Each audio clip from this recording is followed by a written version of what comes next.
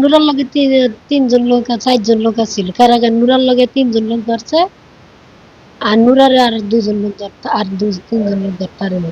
আমি চাই আমার জের বিচার চাই, আমি ফাঁসি চাই। যারা আমার জের মারিয়া মারছে আমি আগুন বিচার চাই, ইয়া চাই, ফাঁসি চাই। আমি আর কিছু চাই না। ওরাই তো মানা করিয়া দিছে। আমাদের আহমদ মেম্বারের দ্বারা বিচার দিতে গেছে, আহমদ মেম্বারের বিচার দেন, আমাদের হুমকি দিছে, আমাদের 1 তারিখে যাইতে গিয়া।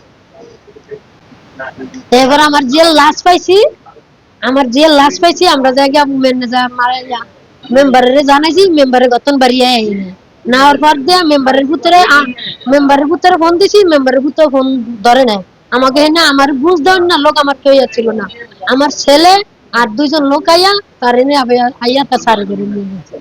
যাইতেছে রাস্তাতে তুমি কার নিয়ে আসবে তখন যাইতে দিলে তখন ওই যে চৈত্র মেল, চৈত্র মেলের সামনে থেকে 5জন লোকে মুখা সময় ধরে চৈত্র মেলের পিছিয়ে নিয়ে যাবে। নিয়ে যাবে যাকে নিচে 5জন লোকে দর্শন করে। দর্শন করলে তখন 2জন লোকের দেখে 2জন লোকের চিৎকার মারে দৌড় দিল। দৌড় দেওয়ার পরে তখন ওই হিন্নাই রই ওই মেয়ের ওখানে দৌড়ে গেছে বলে ওদের আর ধরা হয়নি। ওই 2জন লোকের মেয়ের তুললে নিয়ে এসে মেরে আমার ওয়াইফের কাছে বুঝে এরা বলি যে মেয়ে কাম করছে, মেয়েরা সাবধানে যাইতে। আর এলাকার মেম্বার সাহেবের কাছে বিচার দেয়, মেম্বারের কাছে বিচার দেওয়া হয়েছে, মেম্বারের কোনো কিছু বলা নেই। আহমেদ মেম্বার কিছু বলা নাই, না বললে পরে আমরা কইছি, গ্রাম সরকারও কইছি।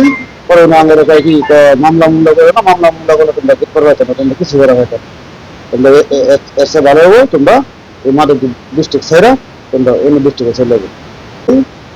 তো মেঘাপুরে গুলবারে 3 মাস গড়ে তোলা 3 মাসটা মোড় আছে, ওখানে আমরা গেছি, বড়ে গেছে যে বড়ে গেছে বড় 5 দিন লোক বয়ে গেছে যে এটাকে ইমরান হট করে সামনে খারাইছে তো মেয়ে ঠিক। তখন আমার কাছে মেয়ে ছিল, মেয়ে দিইনি। তখন আমার পেটে চক্কর ধরছে, 30 যেমন আর 2 দিন পাঞ্জামার আমার হাত ধরছে, অন তো মেয়ে দিবি মায়ের মেয়ে গেল, মায়ের উলিয়ে গেল। পরে আর 2জন আছে, ওই 2জনে মেয়ের তুলা করলে দৌড় দিচ্ছে, দৌড় দিলে পিছের থেকে 2জন দৌড় দিচ্ছে, মেয়েরা চাক্কু দিয়ে আছে, চাক্কু দিয়ে পরে মেয়েরা আমার আমার ফেলাই দেয়, পরে মেয়েরা পিছিয়ে দৌড়ের জন্য ওরা মেয়ের দর্শন করে মারছে, মেয়ের জন্য আমি তাকে ফাঁসি করি।